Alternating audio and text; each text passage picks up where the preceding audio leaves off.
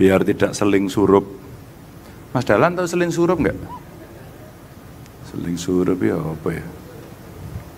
Biar tidak salah-salah gitulah Mas kira-kira.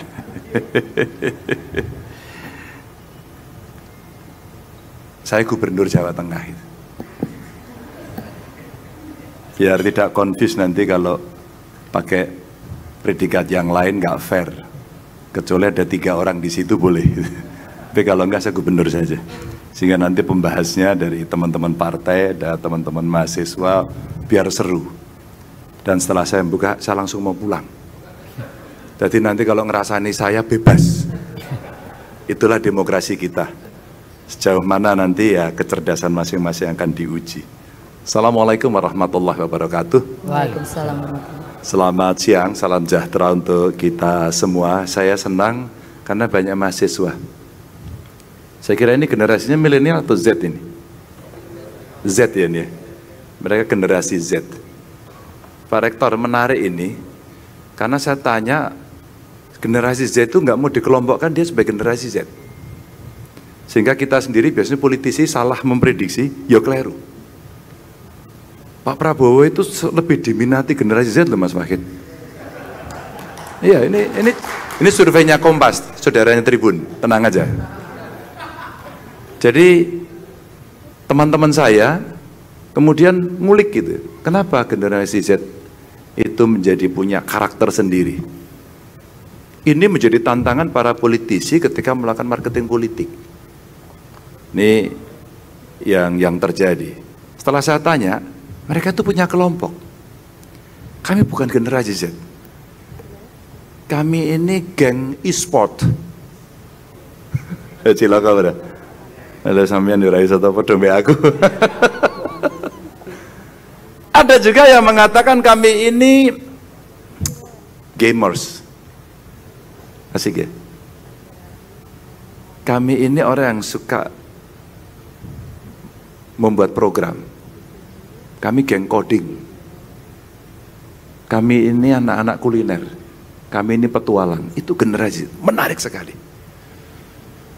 Tadi saya dari Jogja, cerita literasi digital. Di sana diungkapkan bagaimana perubahan yang begitu cepat sampai dengan hari ini karena teknologi. Artificial intelligence kemudian bisa memprediksi apapun.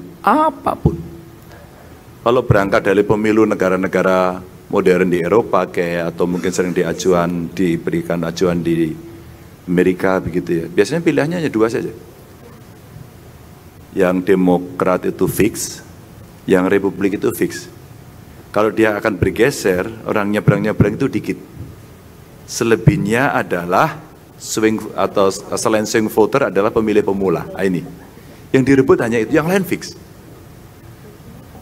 Maka dengan pola electoral college itu biasanya mereka akan mencari perkembangan di masing-masing provinsi seperti apa. Wah kalau Indonesia enggak padahal, wah luar biasa. Wangel. Ya nanti coba kalau dari kampus kira-kira memprediksi seperti apa. Dan tentu saja hadir di sini nih para anggota DPR RI komplit, dari perwakilan partai-partai komplit. Ada DPD RI juga, siap-siap Pak Wagub juga mau DPD ya. Nanti baik-baik saja gitu. Dari kepolisian, pengusaha, wah ini komplit semuanya ya. Terima kasih. Dari penyelenggara pemilu ya Pak Paulus, terima kasih. Bapak Ibu, sebenarnya pesta demokrasi itu ya kita bikin happy lah. Gembira, asik, berdebat nggak baper, kan asik ya. Contoh sudah dilakukan.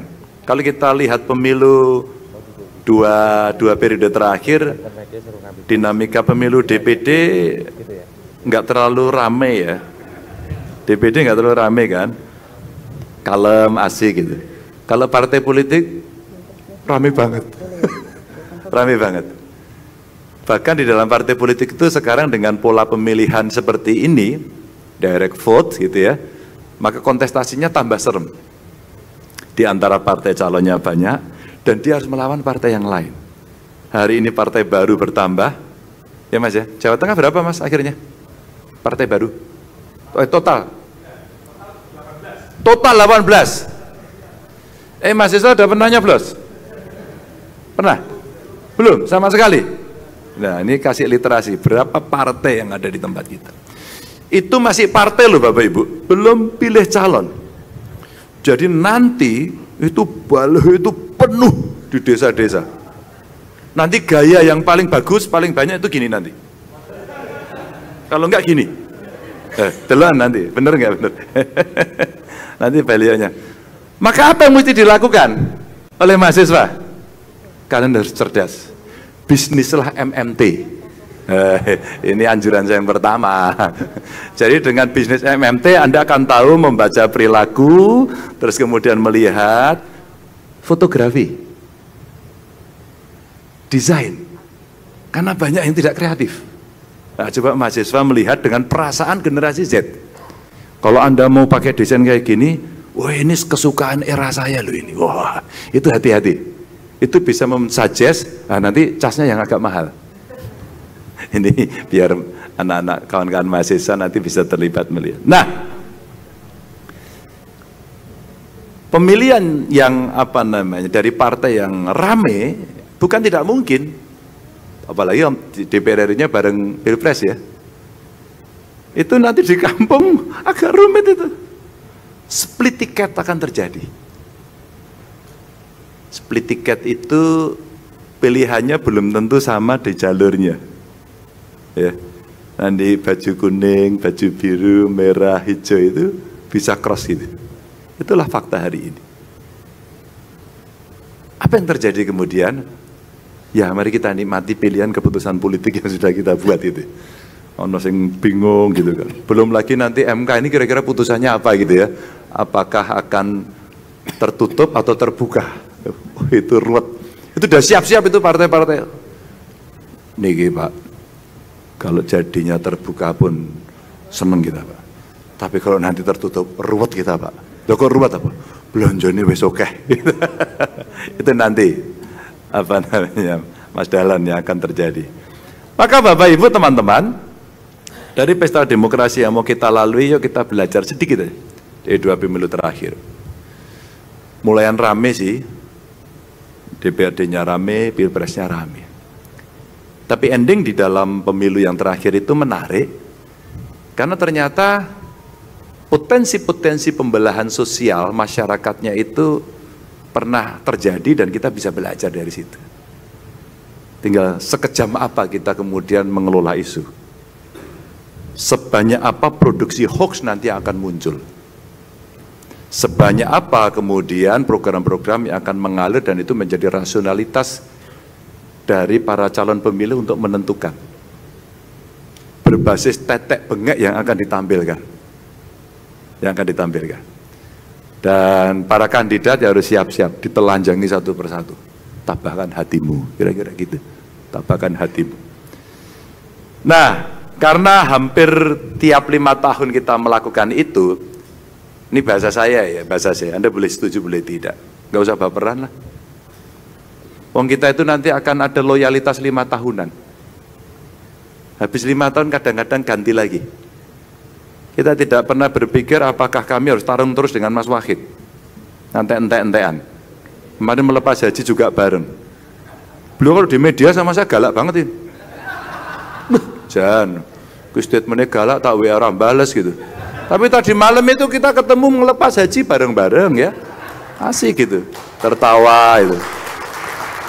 Kalau kontestasi sama senior saya, siap dan kita kontestasi ya. Nanti yang siapa menang kita kalah, setelah itu salaman balik lagi. Bapak Ibu ini sekedar tradisi. Udah bertahun-tahun, tiap 5 tahun kita. Dan yang menang ada pengalaman yang Pilpres terakhir. Tidak menduga, saya apresiasi pada tokoh-tokoh ini. Ketika Pak Prabowo, Yai Ma'ruf akhirnya mengajak Pak Prabowo, Mas Sandi, dua-duanya berkenan menjadi satu tim. Itu luar biasa. Itu luar biasa. Ya harapannya dulu followernya ikut, enggak ternyata. Ya nasib lagi lah gitu kira-kira. Tapi sekali lagi Bapak Ibu itu biasa. Itu biasa. Dan tentu tiktokan yang mutakhir hari ini ya terjadi. Kalau besok di media A menyanjung-nyanjung, pada media itu besok memukul-mukul, itu biasa.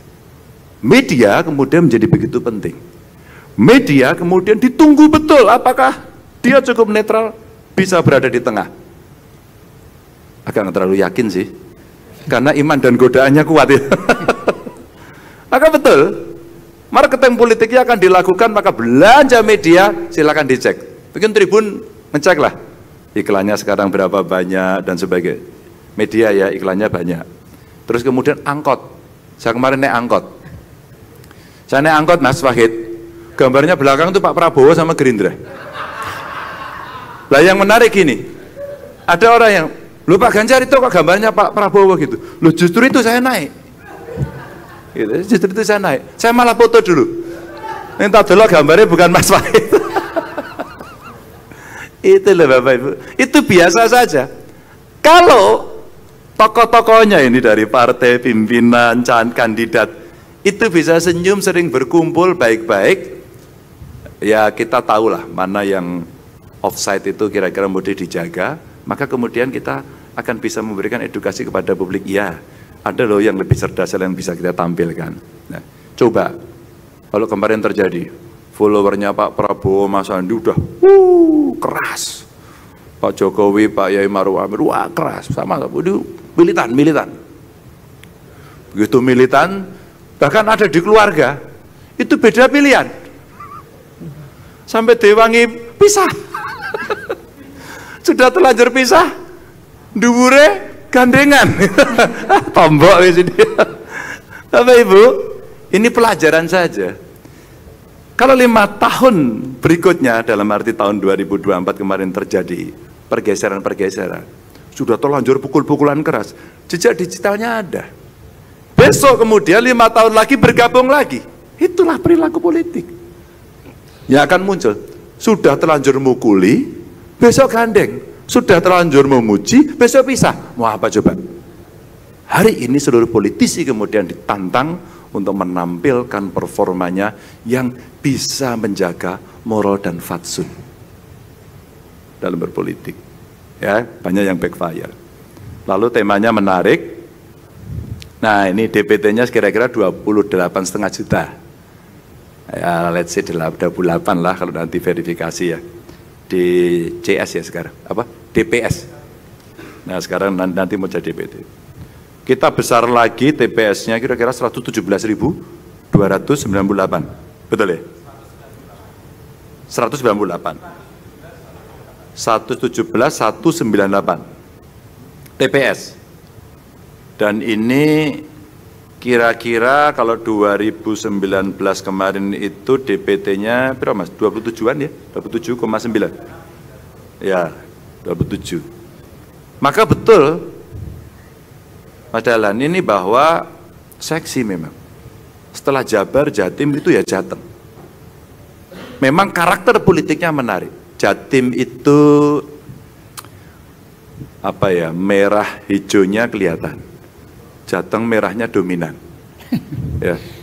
Kalau Jabar itu agak putih. Itu posisinya. Kekuatan-kekuatan kelompoknya kelihatan dan semua partai punya data itu, nggak ada yang nggak punya. Tapi Jawa Tengah ada 8 daerah ini yang seksi penduduknya. Brebes itu gede banget, 2 juta lebih. Ini menjadi tempat rebutan ini. Pas Pilgub saya kalah di sini kemarin. Pilgub saya yang kedua kalah. Asem tenan kok. Padahal periode pertama menang loh Mas. Tak golek ya apa tak aku kalah. Oh calonnya dari Brebes kemarin. Ya, tinggal apa-apa, akhirnya saya yang menang. Cilacap juga gede, Banyumas gede, Kota Semarang gede, Kabupaten Tegal, Pemalang, Gerobokan, Kebumen. Ini gede-gede semuanya. Maka pasti daerah ini akan menjadi rebutan ya. Dan ini kritik mereka. Lalu apa yang diberikan yang dilakukan oleh mereka? Mereka ternyata menggunakan alat ini. Jadi kalau hari ini sumbatan politik saya itu terjadi, maka yang dilakukan adalah paham baru, namanya viralisme. Viralisme inilah yang sekarang akan muncul, maka makin hari orang mesti makin hati-hati karena banyak CCTV sedang melihatnya, apalagi pada para tokoh. Maka barusan saya jalan ke sini disampaikan, Pak Ganjar, ini jalannya rusak di Kudus gitu. Sabar, tak cek dulu. Akhirnya saya harus ngecek sendiri. Karena mereka tidak terlalu percaya menyampaikan pada institusi yang secara sektoral menangani. Ternyata begitu dicek, sabar karena ini lagi percobaan, nanti akan dikerjakan mulai hari Senin. Kesabaran dari masyarakat tidak terjadi. Tidak bisa disampaikan, ya saya sabar enggak. Pokoknya kamu harus bereskan. Betapa kecepatan dalam pelayanan publik itu terjadi. Maka ujung dari seluruh kontestasi itu adalah sebenarnya di akhir. Apakah kemudian kita di akhirnya bisa melayani dengan baik atau tidak? Maka Bapak Ibu yang akan menentukan kita semua. Kita damai, kita tidak sebar hoax, kita tidak membawa politik identitas, ya. Dan kita sudah belajar dari pengalaman yang dulu-dulu, maka kemudian kita bisa menciptakan pemilu yang asik, pemilu yang menyenangkan, sehingga pestanya membahagiakan untuk semuanya. Selamat berkompetisi, kita akan menjadi contoh yang baik untuk bangsa dan negeri ini. Assalamualaikum warahmatullahi wabarakatuh.